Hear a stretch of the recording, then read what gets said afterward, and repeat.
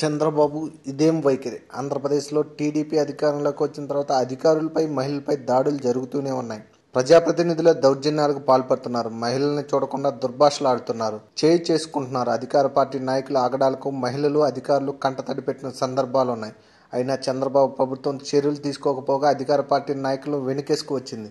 అదే ప్రతిపక్ష నాయకుల విషయానికి వస్తే వారు ప్రశ్నిస్తేనే లేనిపోని కేసులు పెట్టి వేధిస్తుంది. కృష్ణా జిల్లా పెనుగంచిప్రోలులో దివాకర్ ట్రావెల్స్ బస్సు ఘోర ప్రమాద దుర్ఘటనలో 12 మంది మరణించినప్పుడు వైఎస్ఆర్సీపీ అధ్యక్షుడు ప్రతిపక్ష నేత వైఎస్ జగన్మోహన్ రెడ్డి సంఘటనా స్థానానికి వెళ్లిన సందర్భంగా పోస్టుమార్టం నివేదిక కొన్ని విషయంలో కలెక్టర్తో ఇష్టానుసారంగా ప్రవర్తించారంటూ ప్రభుత్వం నానా రభస సృష్టించింది. ముఖ్యమంత్రి చంద్రబాబు ఒత్తిడి చేసి మరీ ఐఏఎస్ అధికారుల సంఘం సమావేశం ఏర్పాటు చేయించారు. వైఎస్ జగన్ తప్పుబడుతూ జరిగిన ఘటనను ఖండించాలని తీవ్ర ఒత్తిడి చేశారు. అదే అధికార పార్టీ నాయకులు అధికారులపై దౌర్జన్యాలకు పాల్పడుతున్నా ప్రభుత్వం స్పందించడం లేదు. తాజాగా రవాణా శాఖ కమిషనర్ బాలసుబ్రహ్మణ్యంపై టీడీపీ నాయకులు దాడి ఘటనే ఇందుకు ఉదాహరణ. టీడీపీకి చెందిన ఎంపీ కేశినేని నాని, ఎమ్మెల్యే బోండా ఉమామహేశ్వరరావు ఇద్దరు ఏకంగా ఒక ఐపీఎస్ అధికారితో ఇష్టానుసారంగా మాట్లాడినా ప్రభుత్వం స్పందించలేదు. ఐఏఎస్ అధికారుల తరహాలోని ఈ విషయంలో ఐపీఎస్ అధికారుల సమావేశం జరగలేదు.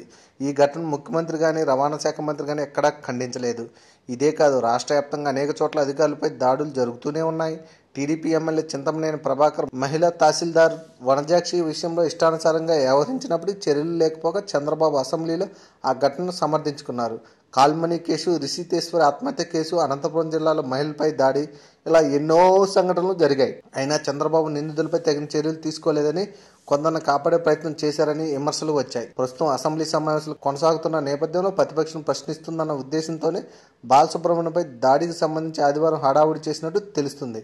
పార్టీకి చెందిన ఎంపీ, ఎమ్మెల్యేలను పిలిపించి చంద్రబాబు మందలించినట్టు, దానిపై వారు జరిగిన దానికి చింతిస్తున్నామంటూ ప్రకటన చేయడం అంతా అసెంబ్లీ సమావేశాల్లో ప్రతిపక్షం ప్రశ్నిస్తుందన్న భయంతోనే చేసినట్టు అధికార వర్గాలు చెబుతున్నాయి.